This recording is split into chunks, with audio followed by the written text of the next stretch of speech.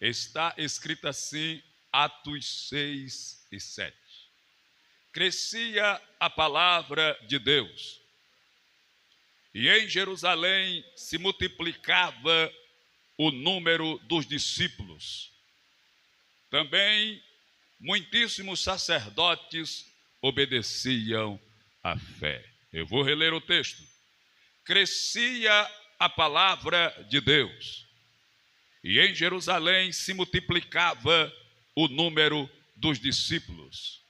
Também muitíssimos sacerdotes obedeciam à fé. Senhor Deus e Pai, em nome de Jesus, aqui estamos unidos e reunidos na Tua presença, com o objetivo de Te enaltecer, Te engrandecer, Te louvar, Te adorar, e na beleza da Tua santidade Te render toda a honra, glória, louvor e adoração.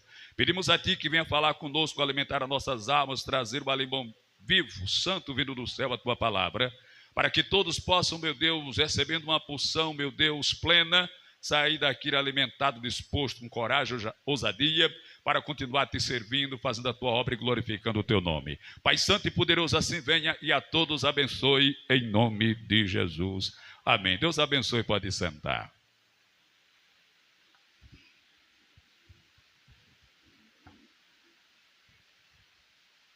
O lugar mais lindo, mais belo, mais precioso que Deus criou na terra se chamava Éden.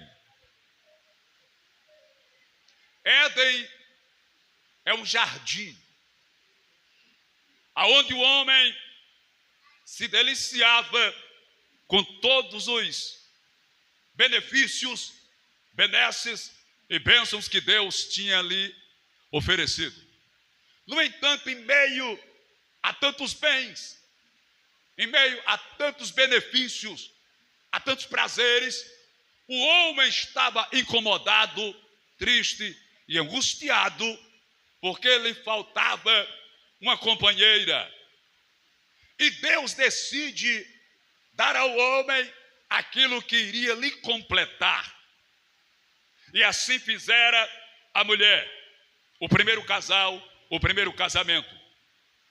Só que isso que era perfeito estava incompleto, pois o objetivo de Deus era formar uma família. Então era perfeito, mas era incompleto para ser uma família. Então Deus chama o casal e lhes dá uma ordem. E a ordem de Deus é: crescei, multiplicai e enchei a terra. Meus queridos irmãos, eu penso que este sempre foi o desejo maior de Deus no contexto do homem, que ele cresça, se multiplique e encha a terra. É um desejo que anela o coração de Deus de uma forma tão profunda, que quando o homem chega em um nível elevado de pecado e Deus tem que destruir o homem, Deus ele se entristece, porque a palavra que diz se arrependeu Deus de ter feito o homem, na verdade na tradução original está escrito e se entristeceu Deus de haver feito o homem pela miséria que estava acontecendo na terra, e Deus decide assim destruir o homem com dilúvio, mas decide poupar Noé, a esposa, os 3 filhos e as 3 noras, para que com estas 8 almas eles possam repovoar novamente a terra e dar sequência ao plano primeiro de Deus, que é crescer, multiplicar, encher a terra e se espalhar sobre a terra. É algo tão notório que quando Nimrod decide construir uma torre, ele tem 2 finalidades para construir a torre. Primeira finalidade era que através dessa torre, se porventura houvesse outro dilúvio, eles pudessem ir para a torre e se salvar do dilúvio. Segunda finalidade, ele queria através da torre, porque ele disse, passamos uma torre que tope no céu, e ele queria que essa torre chegasse no céu, para que ele pudesse encarar e desafiar Deus. É quando Deus decide frustrar os planos de Nimrod, desce até a terra e cria uma confusão com a língua. Era originalmente uma única língua, o único idioma para todo ser humano na terra, mas Deus ali cria uma divisão. Então começam a falar em linguagem que ninguém entende, e toda vez que existe confusão, dificuldade de compreensão no que se fala, a divisão e a separação. E foi exatamente isso que aconteceu. Na divisão, na separação, no entender uma língua, não se compreenderam, houve uma separação. Veja que é diferente do que aconteceu no capítulo 2 de Atos dos Apóstolos. A Bíblia diz no capítulo 2 de Atos dos Apóstolos que quando os apóstolos falavam, aleluia, tinha ali gente de cerca de 17 nações e todos escutavam no seu próprio idioma. Quando Pedro começou a pregar, ele estava falando provavelmente em hebraico ou em grego, eu não lhe preciso com exatidão o idioma que ele estava falando, só que todo mundo que estava ali ouvia e entendia, mesmo sendo de outro idioma, de outra nação. Veja, lá na Torre de Babel, Deus dividiu a língua, fez separação e o povo se espalhou. Já no dia de Atos, Deus fez que todo mundo entendesse uma única língua. E o que é interessante no capítulo 2 é que quando Pedro falou, aleluia, alguém olhou admirado e disse: estes homens estão embriagados, estes homens estão cheios de mosto, esses homens estão bêbados, esses homens estão para lá de Bagdá, já tomaram todas e mais algumas, estão embriagados, estão bêbados. Aí a Bíblia diz que Pedro se coloca de pé e disse: não, varões, não, esses homens não estão bêbados, embriagados, sendo esta a 3ª hora do dia, 9 horas da manhã, mas isso é o que foi dito pelo profeta Joel, que nos últimos dias diz Deus que vai derramar do seu espírito sobre toda a carne. Mas preste atenção comigo, quando o homem está bêbado, ele não consegue nem falar a sua língua. Se for brasileiro, não consegue nem falar a língua portuguesa direito. Aí eles olharam para Pedro, viram Pedro falando, e eles entenderam na sua língua e disseram: Pedro está bêbado, esses homens estão embriagados. Não, o homem embriagado não fala nem a sua língua, nem o seu idioma. Ali é a presença do Espírito Santo. Pois bem, é nesse contexto que a Bíblia diz que quando Pedro ele prega, se converte cerca de 3.000 almas. 3.000, meu irmão, aleluia. Não foram 3, não foram 30, nem foram 300, foram cerca de 3.000 almas. Lá na frente ele vai fazer outra pregação, e a Bíblia diz que se converte cerca de 5.000 almas. Em 2 cruzadas que Pedro fez, se converteram cerca de 8.000 pessoas. Isso é uma coisa tão tremenda, senhoras e senhores, que a Bíblia revela que Jesus instituiu Pedro como o presidente da igreja. Tu és Pedro, tu me amas, Pedro ama, então apacenta as minhas ovelhas. 3 vezes Jesus falou isso.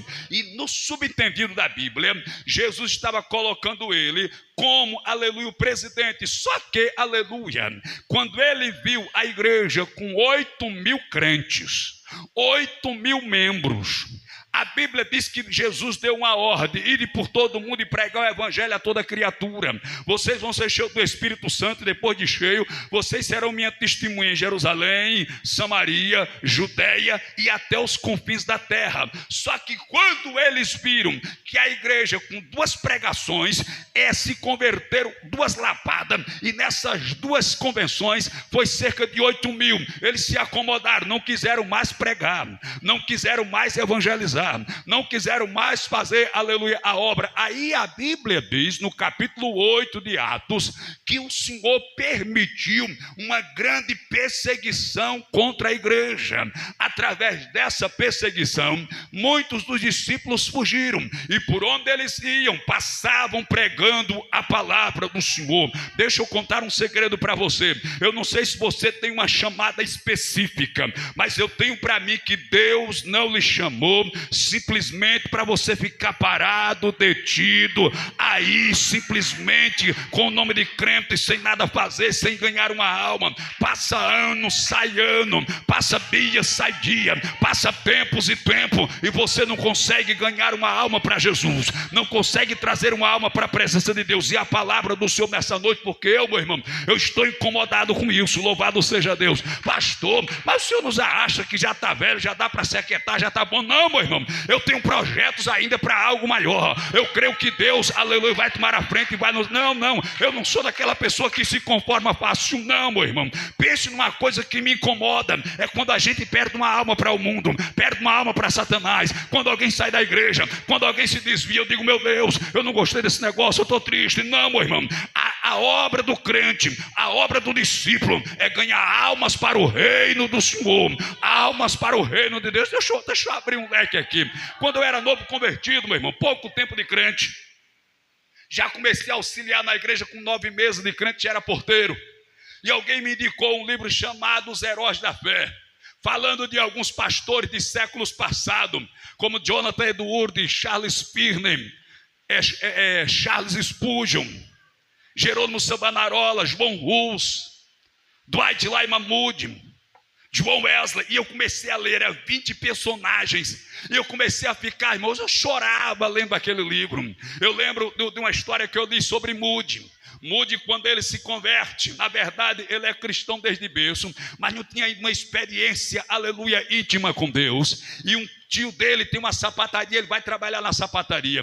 O professor da escola bíblica chega lá na fábrica, na loja, e prega para ele, e investe nele. E eles vão fazer umas visitas a umas moças da escola bíblica, e as moças se convertem. E ele fica tão emocionado com aquilo, que ele diz, eu também vou ganhar almas para o reino do Senhor. Eu não quero mais saber de ganhar dinheiro, eu não quero mais me ocupar com o mundo. O meu negócio agora vai ser pregar a palavra do Senhor. Aí alguém chegou para ele, mas seu Moody, como é que o senhor vai se manter? Como é que o senhor vai se sustentar? Como é que o senhor vai sobreviver? Ele disse, Deus me sustentará, e se ele não me sustentar, eu vou até o fim, até ele me obrigar a parar. Mas o meu negócio agora vai ser ganhar almas para o reino de Deus. Aí a história diz que ele foi um dia numa escola bíblica, chamou, aleluia, o superintendente da escola e disse, olha, eu quero ser professor. Aí o superintendente disse, olha, seu Moody, aqui nós temos 12 professores já.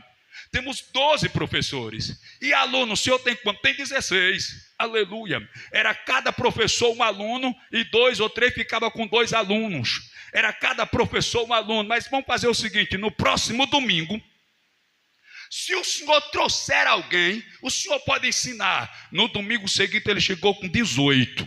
Aleluia.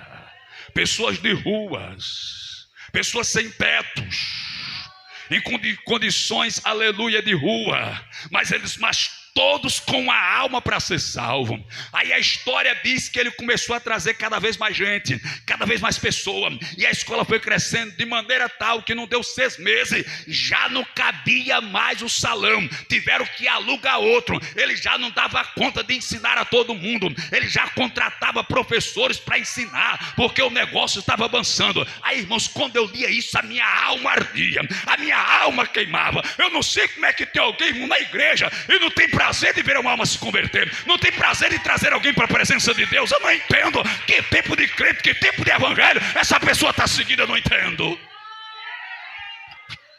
Talvez você não entenda o meu ministério.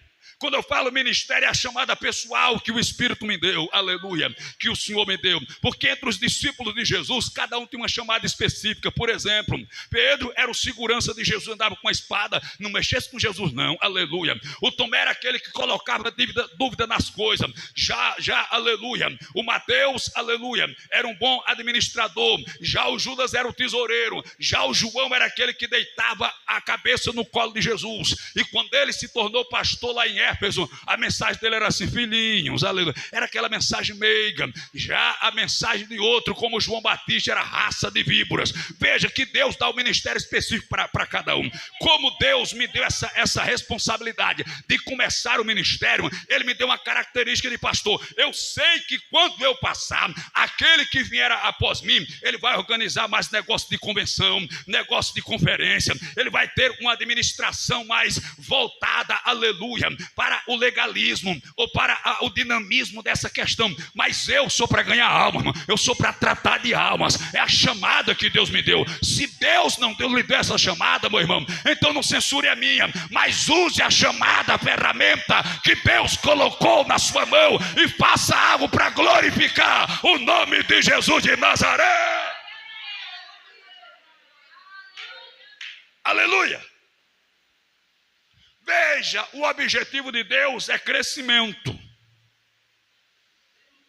Charles Spurgeon, conhecido como o príncipe dos pregadores, um dos heróis da fé desse livro que eu li. Hoje mesmo eu escutei em audiolivro algum relato sobre a sua biografia. Ele foi convidado para pastorear a primeira igreja com 19 anos de idade, em uma vila, numa fazenda lá no Matagal. E ele pregava com autoridade, pregava com brilho nos olhos, pregava com sede de ver as almas se convertendo, pregava com empolgação, com esperança. Aí foi algo tão notório que levaram ele para a capital, levaram ele para a cidade grande. Era uma igreja grande, uma igreja opulenta, uma igreja rica, só que estava fria, quase ninguém ia para a igreja, o povo desanimado. Aí ele começou a pregar com empolgação, pregar com sede, com desejo de ver a alma liberta, com desejo de ver Deus fazer a obra, de ver Deus converter. Aí de repente a igreja foi enchendo, foi chegando gente, ficava gente pela janela, e gente para um lado, gente pelo outro, e era aquela maravilha. Foi algo tão tremendo que dias depois, meses depois, tiveram que construir uma igreja maior para que pudesse comportar 6.000 pessoas sentadas e 1.000 pessoas em pé, 7.000 pessoas. Teve uma vez que ele estava pregando em um local, eu não lembro o nome, era tipo um teatro, algo dessa natureza, e alguém com raiva porque a obra estava crescendo, porque as almas estavam se convertendo. Aí alguém olhou e disse que nem os teatros, nem o circo, nem o cinema, nem qualquer outro evento, aleluia, mundano, reunia tanta gente como o povo que se reunia para ouvir a mensagem de Charles Spurgeon. Aí alguém ficou com raiva, alguns pastores até ficaram com raiva, o inimigo da obra ficou com raiva. Satanás foi uma coisa tão tremenda que um dia ele está com uma multidão em um local para pregar, e alguém de forma maldosa grita: fogo, está pegando fogo, e o povo sai correndo, o povo cai no chão, é sandália para um lado, sapato para outro, manga de paletó, manga de calça, e é aquela situação, de maneira que cerca de 8 pessoas foram pisoteadas e morreram, e mais dezenas ficaram feridas. E não tinha fogo, foi simplesmente a maldade de alguém que estava se incomodando, porque Satanás, Faraó, o inferno, sempre vai se incomodar quando ver a obra do Senhor crescer. Você viu que a irmã falou aqui, ela veio aqui há algum tempo atrás, era uma casinha com esteio aqui no meio, sabe, no piso bruto. Aí nós lutamos, estamos aqui, mas eu desejo mais, mano. Eu não sei se Deus vai fazer, mas enquanto eu respirar, enquanto eu for pastor, enquanto eu estiver vivo, eu vou sonhar com a obra maior, eu vou sonhar com mais almas se convertendo, eu vou sonhar com mais vidas servindo ao Senhor, eu vou sonhar com o inferno sendo despovoado, a alma sendo resgatada das mãos de Satanás e sendo trazida para a presença. Será se tem alguém que também está nessa fé, nessa empolgação? Louvado seja Deus. Aleluia. Sabe o que foi que João Wesley disse uma vez? E é uma das frases mais famosas de João Wesley. Talvez você não saiba, vai saber agora. Ele em oração disse uma vez: me dê 100 homens que não temam nada a não ser o pecado, e não desejem nada além de Deus, e eu incendiarei esse mundo. Me dê 100 homens que não temam nada a não ser o pecado, e não desejem nada a não ser Deus, e eu vou incendiar este mundo. Ei, a igreja crescia, a igreja se fortalecia. A Bíblia diz no capítulo 2 desse mesmo livro, meu irmão, coisa linda do céu, aleluia, glória a Deus. Eu não sei como é que você, minha irmã, meu irmão, fica conformado, aleluia, com a igreja apagada, com a igreja anêmica, com a igreja morta ou morna, uma igreja fria, que não prospera, que não avança. Não, meu irmão, agora você tem que pagar um preço. O preço é caro. O Charles Spurgeon ficou dias e dias de trauma, deprimido, assustado com o que aconteceu, mas a história diz que quando ele voltou a pregar, irmão, aí foi que veio graça da parte de Deus sobre a sua vida, aí foi que Deus usou ele. Aí ele disse: fé só é fé quando ela é testada e provada. Fé que não é testada e não provada não pode ser contada como fé. E a fé dele foi provada e testada. emprestada e ele voltou para pregar. Aí foi que Deus salvou, aí foi que Deus fez maravilha, aí foi que Deus fez milagre, aí foi que Deus fez coisa grande. Eu estou nessa fé, meu irmão. Se você é daquele que se conforma com nanismo, pequenismo, com derrotismo, com fracasso, você não faz parte do exército do Senhor, você não faz parte da equipe do Senhor. Na equipe do Senhor tem homens e mulheres, aleluias, que estão certos que na peleja não vão só vencer. A Bíblia diz: em Cristo nós somos mais do que vencedores. Louvado seja Deus, aleluia. Aí a Bíblia diz em Atos 2:42 por diante: e perseveravam na doutrina dos apóstolos, na comunhão, no partir do pão e nas orações. Veja qual era as características da igreja. Era uma igreja que perseverava na doutrina, aleluia. Era uma igreja que tinha doutrina dos apóstolos, o que os apóstolos ensinavam, o que os apóstolos determinavam. E eu louvo a Deus, irmão. Pode ver que, como eu tenho uma característica mais de evangelista, eu não falo tanto de usos e costumes, mas a nossa igreja, ela mantém um equilíbrio, ela mantém uma decência. Pode ver, ó, todo mundo aqui sentadinho, bonitinho, ouvindo a palavra, porque tem lugar por aí que tem uma cantina lá de fora, é o pastor pregando e o povo tomando Coca-Cola, comendo bolo recheado, pastel de queijo e outras coisas mais. Mas essa igreja, ela tem sede pela palavra, ela tem sede pela presença, ela deseja receber autoridade, ela deseja receber unção, ela deseja receber graça, ela deseja ser cheia, ela quer a presença dos céus, ela quer autoridade. E se é verdade, abre a tua boca, porque se abrires bem a tua boca, eu te encherei. Eu estou sentindo a presença de Jesus na casa. Glória! Lamanai! Oh, glória! E perseveravam na doutrina, na comunhão. Era uma igreja que tinha comunhão, aleluia. No partir do pão, Santa Ceia, e nas orações. Ela perseverava na doutrina, perseverava na comunhão. Veja, a Bíblia começa a expressão do texto dizendo que ela perseverava. Perseverar é insistir, persistir, não desistir, correr atrás, se esforçar, batalhar, não deixar Satanás tomar, não deixar Satanás levar. Ela perseverava na doutrina, ela perseverava na comunhão, porque tem gente que é tua amiga, gente que é teu amigo, que gosta de você, mas basta ver uma cara feia, já não é mais seu amigo. Meu Deus do céu, salva ele, Jesus, salva ela. Mas a igreja lá, ela perseverava na comunhão. E a Bíblia diz no Salmo 133: ó, quão bom e quão suave é que os irmãos vivam em união. É como óleo precioso que desce sobre a cabeça, desce sobre a barba, desce sobre a orla, desce sobre a gola, desce sobre a orla do vestido de Arão. Você não entendeu, mas eu vou melhorar. Quando a igreja vive em comunhão, quando os irmãos vivem em comunhão, isso é uma chave, e essa chave descortina os céus, essa chave destampa o vaso, e o azeite desce no meio da igreja. Só existe azeite onde tem comunhão, só existe azeite onde tem amor, só existe azeite onde o povo está unido. E se é verdade, pode abrir a boca, porque vai descer azeite na casa.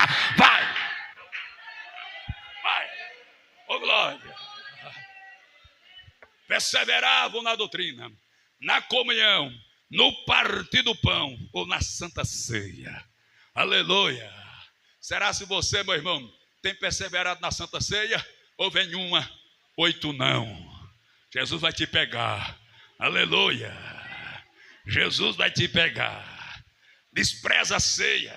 Trata a ceia como uma coisa banal. Agora eu lembrei de um irmão lá em União. Não era da nossa igreja lá não. Aleluia. Era de outra igreja. Ele dizia assim: é o dia da ceia. Aí o irmão disse: ó, irmão, hoje é a ceia, não perca a ceia não. Olha, estão roubando as minhas melancia lá na roça e eu vou vigiar a melancia. Mas rapaz, você vai deixar a ceia para vigiar a melancia? Disse: é claro, nasceu um pedacinho de pão desse tamanho, a cada melancia eu vou trocar a melancia desse tamanho pelo pedacinho. Ah, filho da... Aleluia! Tem gente que não entendeu o mistério da ceia, irmão. Simplesmente tem um pedaço de pão, um pouquinho de suco. Não, mano. Isso aqui é comunhão com os céus. É comunhão com Deus. Quando você ceia, você está dizendo para o mundo, para Satanás e para o inferno: eu venci mais uma vez, Satanás. Venci mais um mês. E eu vou vencer o próximo. Porque aquele que me chamou, aquele que está na minha vida, aquele que tem poder vai me dar vitória. Eles perseveravam na doutrina, perseveravam na comunhão, no partir do pão e nas orações. A igreja do século 21 está perdendo o hábito de orar. Não, queridos, as Assembleias de Deus, quando vem para o culto, a primeira coisa que todos fazem é dobrar o joelho e orar.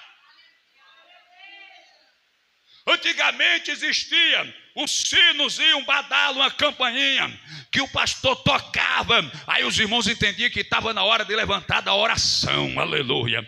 Quando não, o pastor começava cantando um coro suave de um hino tipo: no jardim Jesus Cristo clamava. Aí o povo já sabia, é hora de levantar da oração. Havia momentos que o pastor tocava na campainha e o povo não se levantava, continuava de joelho, orando. Por quê, pastor? Porque a presença, a graça, o azeite, a unção, a Shekinah, a glória descia na casa. Mas hoje a gente vem seco, vem murcho, capengoso, derrubado, fracassado, desanimado, pensando, aleluia, no gás que secou, na água que venceu, na energia, e fica naquela preocupação. Não, meu irmão, quando você entrar na presença de Deus, se esqueça do aluguel, da água, da energia, do bujão, da feira. O local é de adorar, e se você adorar, quando você chegar na sua casa, a providência vai chegar. Perseveravam, o joelho doía, calejava, não tem mais, é difícil você olhar para o irmão, para a irmã e ver o joelho calejado, aquele calo escuro de alguém que dobra os joelhos na presença de Deus. Em toda a alma havia temor. E muitos prodígios eram feitos por intermédio dos apóstolos. Todos que Cristo estavam juntos e tinham tudo em comum.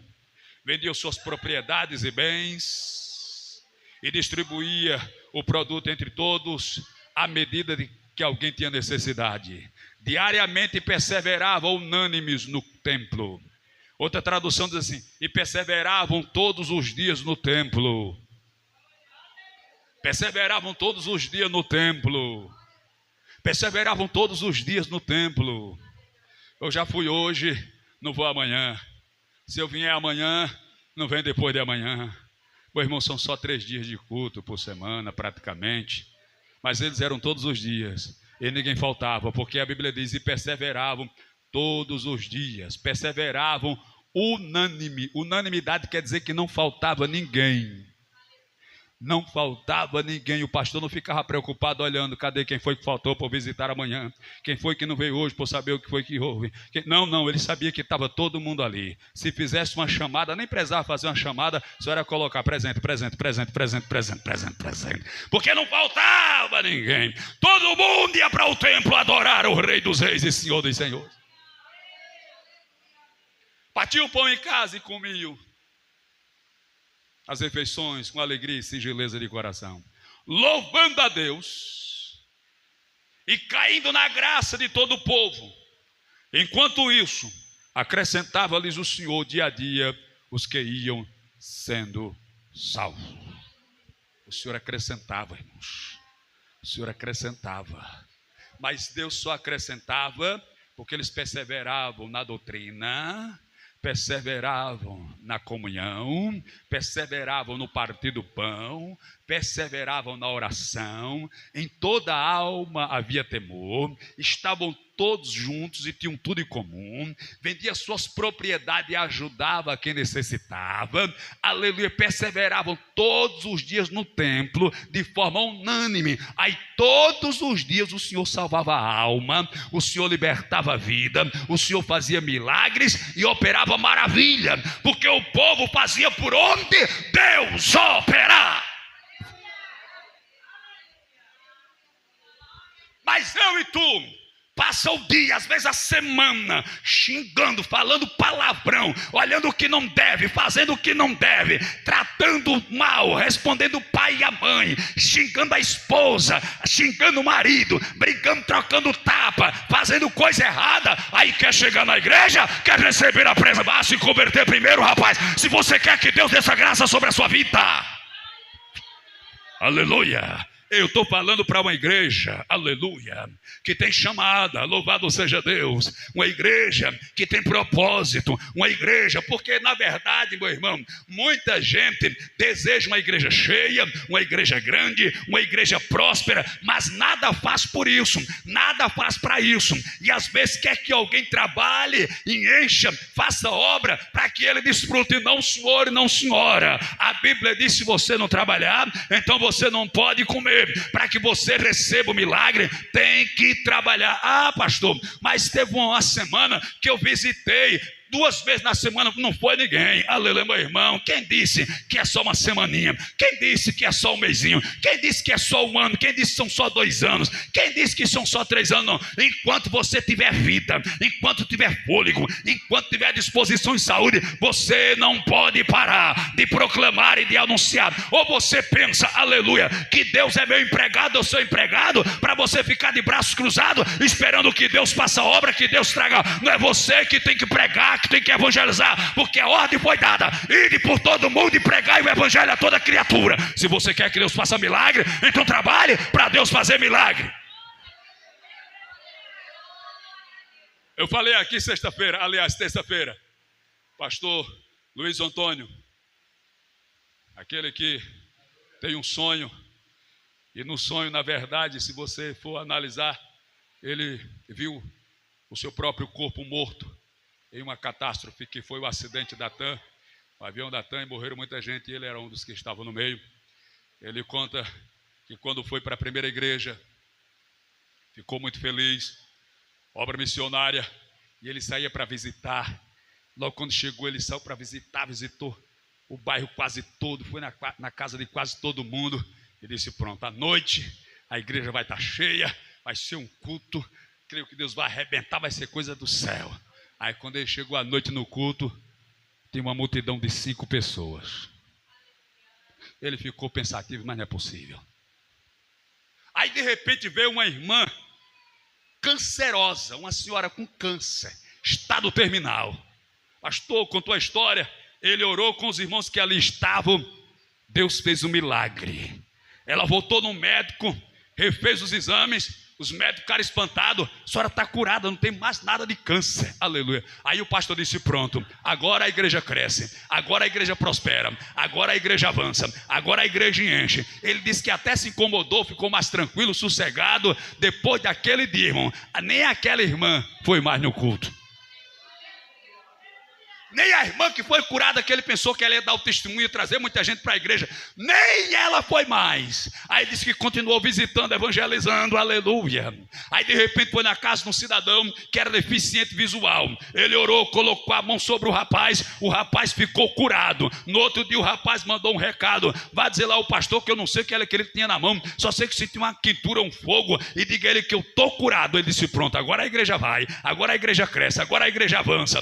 Aí ele ficou esperando o irmão vir para a igreja e trazer muita gente. Ele nunca nem sequer apareceu na igreja, meu irmão, aleluia. Ele disse que um dia marcou um batismo com 7 crentes, louvado seja Deus. No dia a metade desistiu, ele ficou até meio sem jeito, meio sem graça, meio acanhado, porque tinha chamado o pastor presidente e alguns pastores para prestigiar o batismo. Se desistiu quase a metade. Ele disse que continuou, aleluia. Aí ele voltou para a sede e o trabalho ficou lá capengoso, sofrendo. Só que um dia ele disse que ganhou uma alma, aleluia. Aliás, algumas almas, alguns empresários, aleluia. E eles se converteram naquela casinha simples e ele foi embora e ficaram lá. Mas quando foi um deles, recebeu uma ligação, aleluia. A rapaz disse assim: ô pastor, o senhor está lembrado de mim? Estou não. Só olha, eu sou um daqueles irmãos que o senhor orou naquele dia assim. O senhor está lembrado? Estou lembrando. Pois é, eu agora sou pastor, estou pastoreando aqui uma grande igreja e eu queria que o senhor viesse aqui pregar na nossa igreja. Não se preocupe, a gente vai dar a sua passagem, vamos lhe dar uma oferta, uma ajuda e você vai vir para a igreja. Se eu vou na hora. Aí foi quando chegou lá, tem uma igreja grande, irmãos, bonita,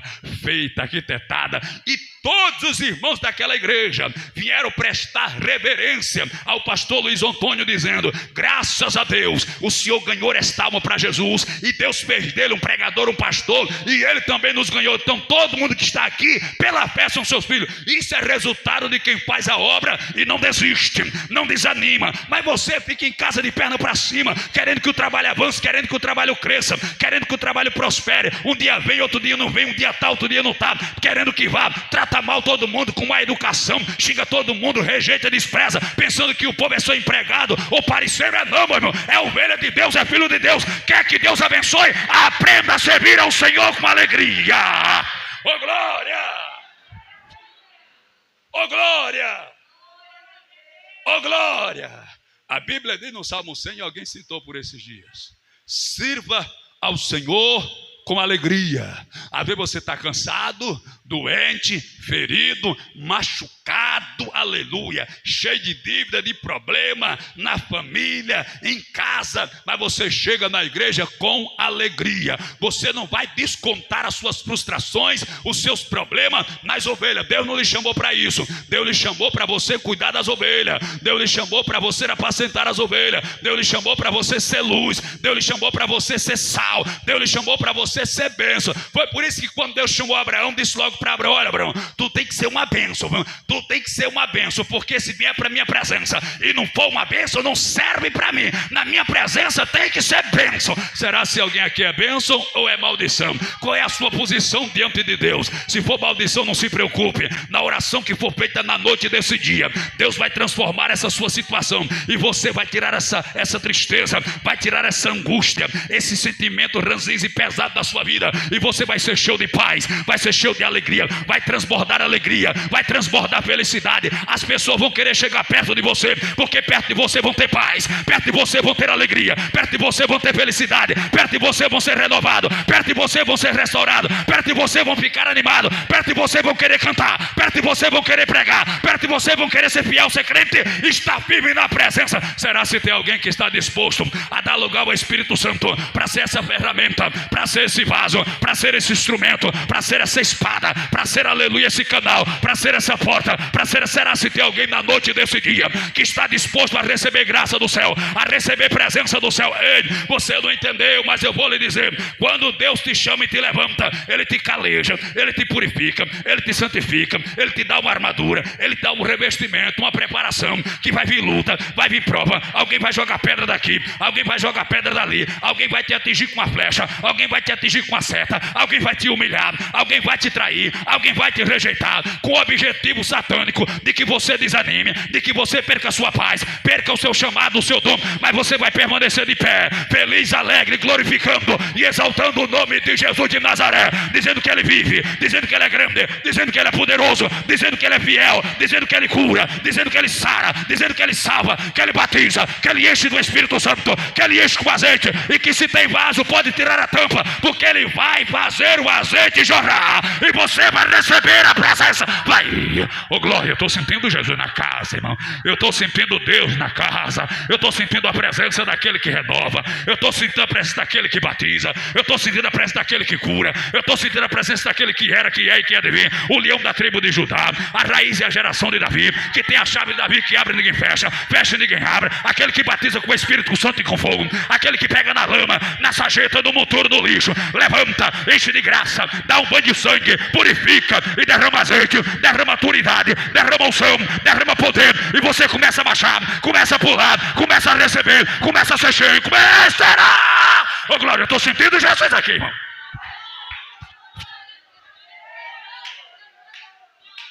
Oh glória,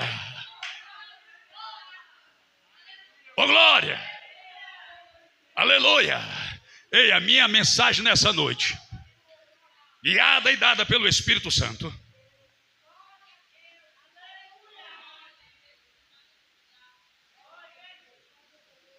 é para que você seja cheio, aleluia, que você entenda o seu chamado. Glória a Deus. Eu estava vindo de Maceió, fui ver o meu irmão, estava trazendo as minhas irmãs e uma sobrinha, e uma das minhas irmãs começou a conversar, dizendo que a vez ficava triste, porque a minha mãe ajudava um e não queria ajudar ela, e aquela coisa toda. Eu disse assim, só, mais ou menos 10 para 12 anos de idade, eu observei que a minha mãe sempre foi uma batalhadora, uma mulher guerreira, empreendedora. E eu percebi que a gente, menino, não sabia das coisas. Às vezes pegava até dinheiro para comprar picolé na rua, pegava os pastéis que ela fazia, big, escondido. E quando ela ia conferir que estava faltando, ela ficava brava. Ela reunia todo mundo. Foi tu, Cido? Foi não. Foi tu, Tinha? Foi não. Foi tu, Lena? Foi não.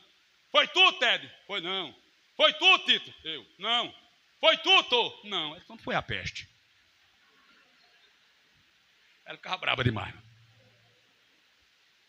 Não foi ninguém. Não foi a pelada. E ela ficava brava, não. Aí quando foi um dia, irmão, parece que caiu uma ficha assim em cima de mim. Tum! Eu digo, meu Deus, a minha mãe lutando para sustentar a gente, dar comida, ajudar o meu pai. Ela comprou 2 terrenos lá em Capela, tem 3 casas lá que ela construiu assim, batalhando, vendendo esses lanchezinhos, fazendo guerreiro, uns forró e tudo mais. Aí eu disse, olha, eu aprendi, quando eu era garoto, com 10 anos para 12, eu aprendi o seguinte, com os meus próprios pensamentos, se eu não puder ajudar a minha mãe, também eu não vou atrapalhar. Porque se eu não atrapalhar, eu já estou ajudando e muito. Então, meu irmão, se você não puder ajudar, pelo menos não atrapalhe. Porque às vezes, um traz para dentro da igreja e tem 5 para colocar para fora, irmão, que um trouxe. Aí não dá vencimento não, meu irmão. Porque um traz e 5 bota para fora. Um traz e 5 bota para fora. Como é que a gente vai prosperar, irmãos? Igreja, irmão, não é o céu. Igreja, de certa forma, é um hospital. Como assim, pastor? Para o hospital é trazido os doentes. E eu e você, que estamos sarados, vamos orar e trabalhar para que o doente fique sarado.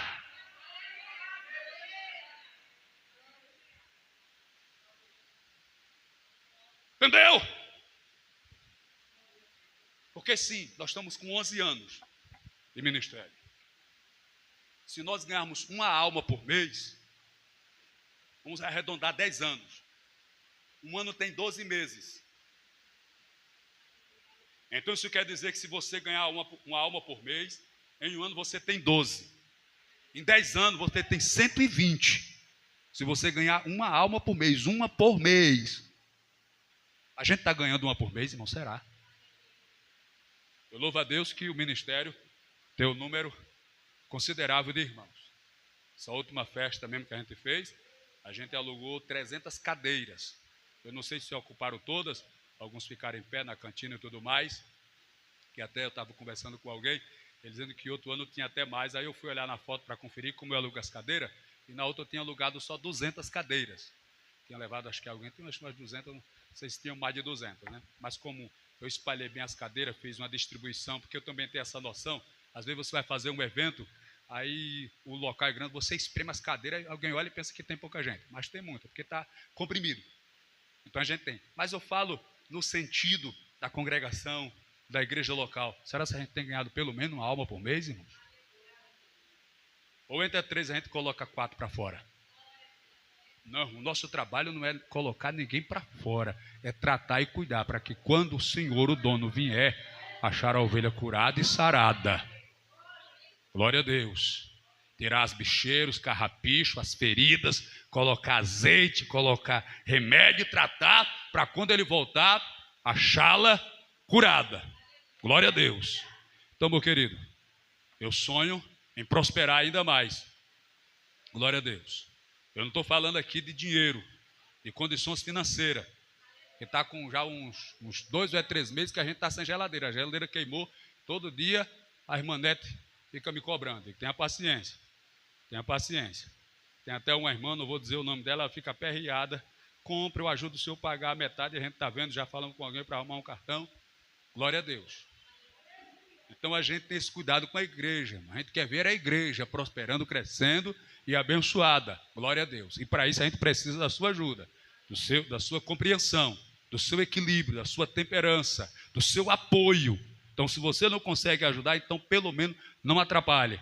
Mas a minha oração é que você seja útil no reino, na obra. Um dia chegaram para Jesus e disseram assim: Senhor, a gente achamos ali alguns homens que estavam evangelizando, expulsando demônio em teu nome, fazendo campanha, fazendo evangelismo, cruzada, e a gente proibiu. Sabe o que foi que Jesus Cristo disse?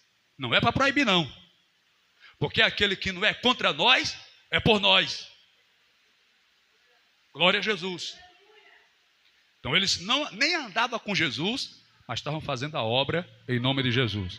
E Jesus Cristo disse: era para vocês ter apoiado, era para vocês ter parabenizado, era para vocês ter estendido a mão e incentivado para que eles fossem motivados a continuar fazendo a obra de Jesus. Abro parênteses aqui, nós vamos cear, já estamos já quase na hora, os irmãos me deu um desconto hoje. Eu quero agradecer a você que tem trabalhado, tem que se esforçado.